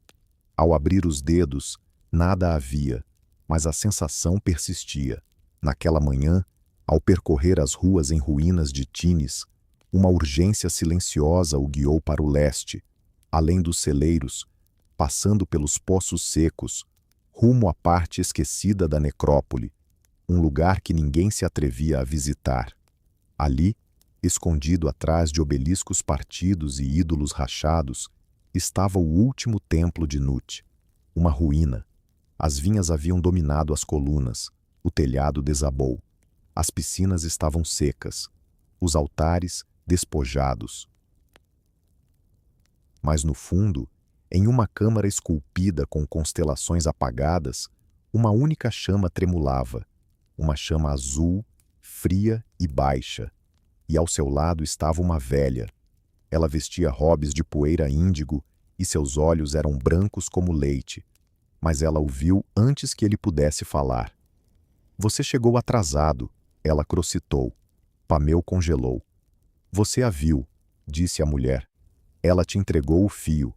Ele assentiu lentamente. A oráculo de Nut, considerada morta há uma década, sorriu sem dentes. Então começou. Ela revelou que as estrelas não haviam abandonado o mundo. Elas recuaram, escondendo-se nas dobras do tempo, aguardando um mortal audacioso o suficiente para recuperar uma delas. Mas essa não seria uma jornada de céu e distância, e sim uma jornada para dentro, no corpo de Nut, nos reinos divinos, onde os deuses respiravam a história para existir. Nenhum mortal havia trilhado esse caminho desde o início, e nenhum havia retornado, mas Tai o escolhera. Havia um preço a pagar, é claro. Para encontrar uma estrela e devolvê-la ao céu, ele teria que trair Tayat, sufocar sua rebelião e acabar com seu exílio. Somente então as estrelas considerariam brilhar novamente. Ao deixar o templo, o céu parecia mais pesado sobre seus ombros do que nunca. Ele desejava encontrar as estrelas. Agora, as estrelas também queriam encontrá-lo. A jornada não começou com passos. Começou com um fio. Naquela noite, no silêncio de sua câmara no telhado, Pameu o encontrou à sua espera, brilhando suavemente no chão como um fio de luz lunar que caiu do céu. Ao estender a mão para pegá-lo, ele se moveu, não para longe, mas para cima, puxando suavemente, como se o convidasse a segui-lo. Ele subiu. Não foram escadas, nem cordas, mas luz. O fio se estendia pelo ar, atravessando o teto desmoronado, em direção ao céu escuro acima. Quando o tocou, seus pés deixaram o solo. A gravidade suspirou e se libertou. Ele começou a subir lentamente, depois mais rápido, rumo a um céu que deveria estar vazio. Mas além do véu da escuridão mortal, outro céu florescia, não com estrelas, mas com memórias. Ele atravessou camadas de silêncio, campos de ar frio e azul, sem vento, fora do tempo, sem nuvens. Ele não viu estrelas, mas as impressões delas, fantasmas de constelações levemente traçadas na parte interna do firmamento, como giz esfregado fino. O corpo de Nut se estendia acima dele, amplo e acolhedor, com seus braços arqueados ao longo da eternidade. Pamu flutuava em direção a ela, segurando o fio em sua mão. A cada passo que dava para cima, surgiam memórias, não suas, mas dos mundos. Ele passou por deuses esquecidos, mitos negligenciados, monumentos em ruínas suspensos no céu, como se estivessem perdidos em um mar de fé. Viu o primeiro calendário, o último sacerdote de um templo devastado, dobrando um mapa estrelado em papiro enquanto as luzes se apagavam. Um marinheiro clamando ao oceano, perdido sob o primeiro céu sem estrelas. Eram ofertas, indícios do que havia sido levado. Então avistou um portão. Não era algo construído, sempre havia sido moldado como um olho, fechado, esculpido com símbolos que não conseguia decifrar, mas que, de algum jeito, compreendia. Somente os escolhidos, somente os dispostos, somente quem se recorda da luz. O fio se apertou em sua mão. Ele puxou em direção ao portão, mas algo mais se movia nas proximidades. Uma presença, familiar, quente e ameaçadora. Ele se virou. Lá estava ela. Tai, não resplandecente, não monstruosa, apenas observando, não como uma deusa, mas como uma testemunha. Ela não pronunciou uma palavra. E Pameu, suspenso entre o mundo que deixara para trás e o céu que exilara seus próprios filhos, tremia, não de medo, mas de escolha. Ela estava silenciosa, sem luz. No entanto, Pameu sabia que era ela, Tayant, a estrela rebelde, a deusa que desapareceu, o eco em sua memória do deserto. Agora, neste espaço entre o céu e o reino, ela se apresentava não como radiação, mas como sombra envolta em brilho. Vestia-se com fios de constelações colapsadas, estrelas entrelaçadas em sua trança como velhas cicatrizes. Seus olhos eram antigos, cansados, ardendo, e mesmo assim, ela não pronunciou nada. Pameu apertou o fio em sua mão com mais força, aquele que ela lhe oferecera em sonho. Ele brilhava tenuemente, agora pulsando contra sua palma como um coração batendo. Ele abriu a boca para falar, mas nenhum som saiu, não por medo, mas porque a verdade ali não precisava de palavras. Ela levantou uma mão. O fio em seu aperto piscou. Então, atrás dela, o céu se fendeu. Não era trovão.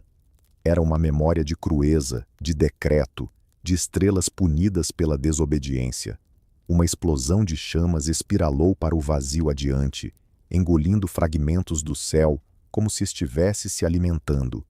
Isso o lembrou de que essa jornada tinha um custo.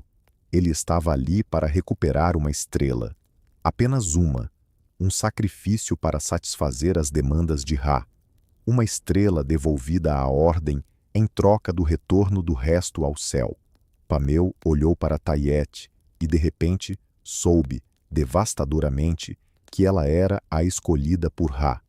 Não uma estrela qualquer, mas a estrela, a rebelde, o símbolo da desobediência, o preço pela paz. Ele não havia sido escolhido para encontrar uma estrela. Ele fora escolhido para trair um amigo. Tai se aproximou. Sua voz, quando finalmente surgiu, soava como o vento agitando a poeira do deserto. Seca, medida. Eles te enviaram para restaurar o céu, disse ela, não para entender por que ele se quebrou. Pamu engoliu em seco. O mundo está morrendo. E as estrelas também, ela respondeu. Mas a morte nem sempre é um inimigo. Às vezes, É a prova de que vivemos em nossos próprios termos. Ela tocou o fio entre eles. Ele tremeu. Passe por aquele portão, ela sussurrou, e o céu retornará. Mas não este céu, não minhas estrelas, apenas as obedientes. Ela se virou de volta para o vazio. Escolha com sabedoria, Pamu. O que você trouxer pode não valer a luz. O portão pulsava diante dele. Pedra negra moldada como um olho aberto, contornada por glifos que brilhavam e se moviam como tinta viva. Além dele estava o reino das estrelas, o interior do corpo de Nut, o corredor divino onde o céu se lembra. Pameu hesitou. As palavras de Tayat ainda reverberavam em seus ossos, mais pesadas que a própria gravidade. Não se tratava apenas de um resgate, era uma troca. O seu mundo pela sua silenciosa presença. Ele avançou, o fio em suas mãos esticado, e atravessou o portal como fumaça. Pameu o seguiu, e assim que cruzou o limiar, uma memória o invadiu. Não era um corredor, mas um rio de visões. Imagens surgiam em ondas, 1000 vidas que não eram suas. O primeiro observador de estrelas moldando constelações em argila. Um marinheiro navegando à luz de Tit no Mar Negro. Um amante trocando juras sob um céu prestes a desaparecer. A rebelião não era só divina, era profundamente humana. As estrelas sempre se comunicaram com eles. Então, Ra cortou a conexão. Cada visão ardia como a luz do sol atrás dos olhos. Pameu hesitou. Recordou a noite em que as estrelas se ocultaram, não por raiva, mas por tristeza. Tayet, tecendo seu último tapete de luz, se desfazia em fio e chama enquanto os outros observavam, temerosos de seguir adiante. Aquela não era uma rebelião de orgulho, mas um sacrifício. E agora ele estava ali para desfazê-la.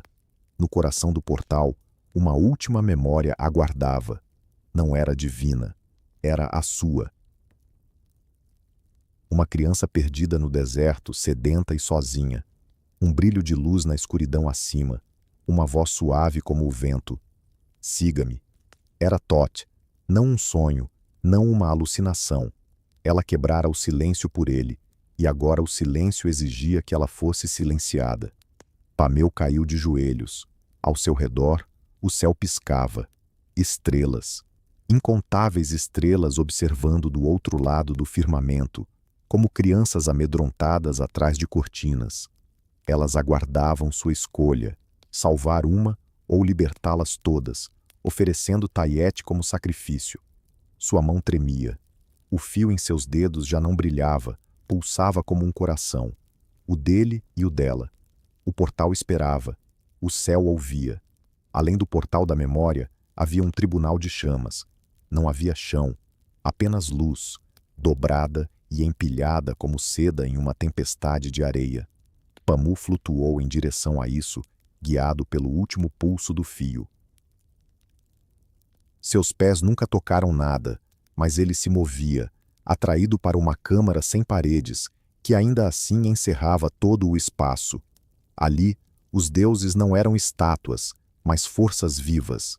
Ra queimava no centro, uma esfera de ouro e fogo branco em movimento. Ao seu redor, silhuetas silenciosas orbitavam, divindades que ele apenas lera em paredes de templos já corroídos pelo tempo. Marat, sua pena ardendo com lógica. Tat, uma escrita gravada no próprio ar. E ao lado deles, sombreados e vigilantes, Horus, Bastardo, Sekhmet. Eles aguardavam. Pameu não falou, mas seus pensamentos estavam expostos, como frutas descascadas em sua presença. Uma visão lhe foi revelada. A terra brilhante novamente, estrelas cintilando em padrões obedientes, campos florindo, rios correndo, sacerdotes louvando mais uma vez os deuses que permaneceram em silêncio por tanto tempo. E no centro de tudo, uma estrela retornou. Tinam brilhando, amarrada, fixada ao céu por cadeias divinas da lei, sua rebelião extinguida, sua luz reabsorvida no sistema que uma vez desafiou. Paz, sim. Ordem, sim. Mas não verdade. Quando a voz de Ra finalmente se fez ouvir, não era estrondosa, mas tranquila, como um acordo. Devolva-a, disse, e a noite brilhará novamente. Rejeite o pacto e deixe o mundo apodrecer na sombra. Pameu sentiu o peso da humanidade atrás de si. Sede, fome, a loucura nos olhos de crianças que nunca viram estrelas. Eles precisavam que ele dissesse sim. Precisavam de luz. Mas ele também sentia o calor do brilho de Tayat, silencioso em sua memória. O calor que o guiara do deserto. Não uma ordem, mas uma escolha. Na palma da sua mão, o fio já não pulsava, ardia. Ele olhou para Ra e em seguida para a borda distante da câmara, onde um leve brilho o aguardava. Não era uma estrela, nem uma deusa, mas uma amiga, aquela que lhe mostrou o caminho quando o restante do universo só oferecia silêncio. Ele deu um passo à frente, mas não em direção a Ra. Pameu se afastou da corte de chamas do Deus Sol, da promessa de ordem e dos deuses que ofereciam salvação em troca do silêncio. Caminhou em direção à borda da câmara, onde Tayat o esperava. Ela permanecia na sombra, mas não tinha medo. Com os braços cruzados, seu brilho nunca desaparecera, mesmo sob a presença do Deus Sol. Diante de Erazia, ela se manteve fiel a si mesma. Pameu parou à sua frente. Fui enviado para te aprisionar, disse ele baixinho, para te trazer de volta. Tayat inclinou a cabeça. E eu vim para te lembrar como é ser seguido. Não porque você brilha mais, mas porque decidiu não brilhar. Por um longo momento, os dois permaneceram imóveis. Então, Tayat estendeu a mão e agarrou o fio que estava na mão dele. Ele se desfez, brilhando intensamente agora. Ouro e prata se entrelaçaram em uma só forma. Ela murmurou palavras que não pertenciam a nenhuma língua humana. O céu vibrou e, de repente, a luz irrompeu, não do centro de Ra, mas dela. Um brilho suave e em cascata que preencheu a câmara como água. As estrelas, que se escondiam atrás do véu, começaram a responder. Uma a uma, elas foram piscando de volta à vista. Não em linhas retas ou formações divinas, mas em padrões vibrantes e selvagens. Não estavam retornando para servir. Elas voltavam para testemunhar. A chama de Ra pulsou uma vez, depois diminuiu. Não se apagou, mas se subjugou. Tayat avançou, passando pelos deuses. Levantou o fio e o lançou ao vasto céu de Nut. Ele se estendeu pelo firmamento como uma cicatriz iluminada pelas estrelas, e dele uma nova constelação surgiu. Não de correntes, nem de um tear, mas de um fio, com um mortal em seu centro. Não adorada, mas integrada. Tai se virou para Pameu. Você não trouxe de volta uma estrela, disse ela, sorrindo levemente. Você os fez lembrar por que queimamos. Então, ela desapareceu, voltando aos céus. Desta vez, não em exílio, mas em liberdade. E enquanto Pameu descia lentamente de volta ao mundo desperto, o céu acima dele brilhava, não com estrelas obedientes, mas com 1000 pequenos atos de rebelião. As estrelas haviam retornado, não por causa de Ra, mas porque um mortal recordou como é seguir a luz dada livremente. Quando os pés de Pameu tocaram a terra novamente, o ar parecia diferente. Não estava mais quente, nem mais frio, mas mais puro. Ele se encontrava no telhado de sua casa, em ruínas em Tinis, o mesmo lugar onde desenhava constelações fantasmas todas as noites. Mas agora, o céu não estava mais em branco. Uma suave dispersão de estrelas piscava acima dele. Não eram todas, ainda não, mas suficientes para provocar suspiros da cidade adormecida abaixo. As estrelas estavam retornando, não em linhas de luz obediente, mas em ondas dispersas. Algumas brilhavam com feroz desafio, outras como crianças que voltavam a um mundo que as havia esquecido. Eram imperfeitas, assimétricas, gloriosas. O povo de Tines despertou antes do amanhecer. Primeiro, os marinheiros saíram para checar o rio sem vento. Depois, os trabalhadores do mercado noturno. E, finalmente, os sacerdotes do templo, com as bocas abertas em descrença.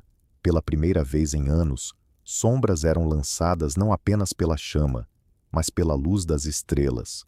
Os anciãos choraram. As crianças apontaram para o céu e tentaram nomear as formas brilhantes, mesmo que nenhuma correspondesse aos antigos mapas. Pameu permaneceu em silêncio. Seu coração estava ao mesmo tempo pesado e leve. Ele não salvou Tai. Ela se salvou. Tudo o que ele fez foi escutar. Naquela manhã, o templo de Ra reabriu, mas não com hinos, e sim repleto de questionamentos. Por que as estrelas haviam voltado sem uma ordem divina? Por que algumas estavam ausentes, outras mais brilhantes, e algumas formavam padrões nunca ensinados nas escolas sacerdotais? E quem era aquele homem visto em pé no telhado, banhado pela nova luz das estrelas? A notícia se espalhou como fogo. Alguns o chamaram de profeta, outros de herege. Pameu ignorou todos. Retornou ao telhado naquela noite com um propósito simples: observar, não registrar ou ensinar, apenas ser um espectador, pois as estrelas, ao que parecia, haviam decidido não apenas voltar, mas também transformar-se. Elas deixaram de ser meramente divinas, tornaram-se histórias, revoluções, escolhas, ecos de liberdade entrelaçados na escuridão, e lá em cima, uma nova constelação brilhava com um brilho ligeiramente mais intenso que as demais. Um tear, um fio e uma figura em pé em seu centro. Não imortal, não divina, apenas um homem que se lembrava da luz. As estrelas retornaram, mas não em silêncio. Cada noite, novos padrões emergiam. Constelações estranhas que nunca haviam adornado os velhos mapas. Formas de revolta, de deuses esquecidos, de atos humanos gravados na tela do divino. Algumas estrelas piscavam como se lutassem para permanecer acesas. Outras pulsavam em ritmos desconhecidos, desafiando a ordem rígida de Ra. Pameu agora entendia. As estrelas não apenas reapareceram, elas recordaram. E a memória, uma vez libertada, nunca se acomoda em paz. Por toda parte, templos reabriram, alguns em admiração, outros em temor. Sacerdotes apressaram-se a reescrever doutrinas. Pergaminhos foram copiados e, logo depois, queimados. Camponeses celebraram ao ver as plantas começarem a brotar sob um céu noturno mais ameno. Marinheiros murmuravam que as ondas mudaram de direção, como se mais uma vez guiadas pela luz antiga. Mas com essa luz veio o conflito. A constelação de Tayat brilhava intensamente agora, sempre um pouco isolada das demais. Desafiante, radiante, impossível de ser ignorada. E em algumas cidades, essa visibilidade gerava ressentimento. Ofertas eram feitas a Ra para que ela a diminuísse. Antigos cânticos foram revividos para purificar os céus. Mas o céu não atendeu. Não mais. E no fundo dos ossos de Pameu, algo novo começou a se agitar. Uma nova consciência. Ele não apenas havia caminhado pelo caminho entre as estrelas. Ele havia sido marcado por ele. O fio, embora invisível, permanecia dentro dele. Às vezes, ao fechar os olhos, conseguia ouvir as estrelas falando, não em palavras, mas em emoções, em pressão, em atração. Elas se lembravam dele, e de Tayat. Elas se lembravam de tudo. Ele começou a manter um novo tipo de carta estelar, não de posições, mas de transformações. Quais estrelas pulsavam de maneira diferente? Quais padrões se reescreviam durante a noite? Seus pergaminhos tornaram-se caóticos, emaranhados, quase vivos. O céu não era fixo. Ele estava mudando, e Pameu suspeitava que estava se preparando. Certa noite, sob a constelação do Tear, uma única estrela brilhou intensamente, depois desapareceu, sumindo, não caiu, mas retirou-se. Um aviso, um sinal. Ele não sabia, mas a mensagem era clara. O céu não havia terminado. Começou em silêncio, retornou com revolta, e agora observava o que os mortais fariam com a luz que imploravam. Pois as estrelas podem perdoar a ausência, mas nunca esquecem a traição. As estrelas não pedem mais permissão. Elas dançam livremente agora, às vezes em espirais, às vezes em caos, mas sempre com significado. O céu tornou-se menos um mapa e mais uma tapeçaria, tecida nova a cada noite. A constelação do Tear de Tayat se manteve firme no horizonte, não a mais luminosa, mas sempre ali, como um lembrete constante de que existem escolhas, não imposições. Pameu, que antes era um acadêmico ignorado, havia se transformado em algo mais complexo, não um sacerdote, nem um profeta, mas um ouvinte. As pessoas se aproximavam dele, não à procura de respostas, mas de narrativas. As crianças perguntavam sobre os significados das novas constelações. Os mais velhos compartilhavam lembranças de quando as estrelas tinham desaparecido e como se sentiam diferentes agora que haviam retornado. Os marinheiros lhe davam novos nomes para os conjuntos de estrelas que se alteravam. Os fazendeiros comentavam que suas plantações prosperavam sob aquele céu irregular e vibrante. Cada noite trazia uma nova experiência, e isso era um presente. Pameu passava seu tempo mapeando não apenas a posição das estrelas, mas buscando entender o porquê de seu movimento. Ele começou a ensinar outros a interpretar as emoções do céu, não como profecias, mas como sentimentos. Uma prática que emergia não das leis de Ra, mas da rebelião de Tayat. Observar as estrelas se tornou uma forma de poesia, um novo sonho, sagrado e incerto. Então, em uma noite, o Tear iluminou-se. Um único fio de luz estelar deslizou da constelação e flutuou baixo, visível somente para Pameu. Ele estendeu a mão, trêmula, e sentiu um pulso suave e familiar. A mesma energia que o havia atraído para os céus agora retornava. Uma mensagem, um chamado, ou talvez um convite. Ele não a seguiu. Ainda não. Mas sabia que, um dia, alguém o faria. Porque as estrelas nunca realmente desapareceram. Elas se esconderam. Sim. Rebelaram-se? Sim. Mas não para punir, e sim para ensinar, para lembrar os mortais que a obediência não é o único caminho para a luz. Às vezes, a chama mais intensa surge daqueles que dizem não. E, em outras ocasiões, o ato mais sagrado não é a adoração, mas a lembrança. Nas horas silenciosas da noite, quando o vento se aquietava e o céu brilhava com uma beleza caótica, Pameu olhava para cima, fechava os olhos e murmurava: "Obrigado por partir." E então, com suavidade: "Obrigado por voltar." Pois agora, quando as pessoas levantavam os olhos, já não temiam mais a escuridão.